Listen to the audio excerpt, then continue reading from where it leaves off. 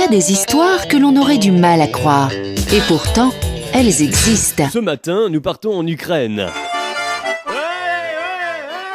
Vodka, Bon, pendant que le deuxième Geoffrey est encore en train de faire n'importe quoi, on part donc en Ukraine tout en restant en France. 3 femmes féministes ukrainiennes ont manifesté devant le domicile de DSK, déguisées en femmes de chambre, affriolantes, sexy, très jolies, très... oui, enfin, excuse-moi le russe là, mais jolie... Jolie colonie de vacances. Bon, toi tu sors s'il te plaît, ça suffit. Ah non, je peux chanter Zizi aussi. Non, surtout pas, non, pas de zizi dans cette histoire avec DSK s'il te plaît. Ça a déjà été suffisamment remué. Enfin, toutes ces histoires, je veux dire, évidemment. Alors, jolies, les Ukrainiennes, oui, mais bon, de loin, parce que quand même, on sent la proximité entre l'Ukraine, la Russie, Tchernobyl, quoi. Tu vois, il y a un petit côté comme ça, un petit côté pile, un côté face, hein. Et puis quand t'es pile face au côté, bah déjà t'es tordu quand même, hein. C'est tordu comme position. À moins que pile face au côté, ce soit de profil, en fait. Bref, on a vu nos Ukrainiennes, non pas de profil, mais sous toutes les coutures. Sous toutes les formes.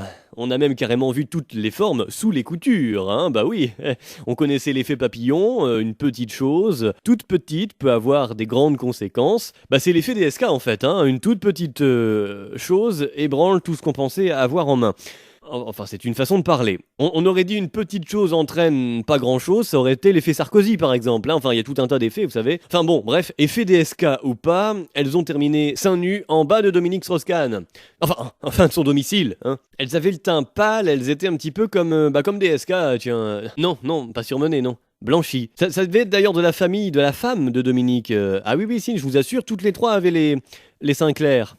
Bon, quoi qu'il en soit, se promener en tous les cas habillé en femme de chambre, oui bon, ou déshabillé, c'est comme on veut, en tous les cas c'est dangereux, hein. C'est comme si par exemple j'étais un faisan ou un lapin et que je venais danser la Macarena devant un chasseur. Bon bah on serait à 2 doigts, oui merci, d'un incident. Ah bah il y a des chasseurs qui dégainent très vite le fusil.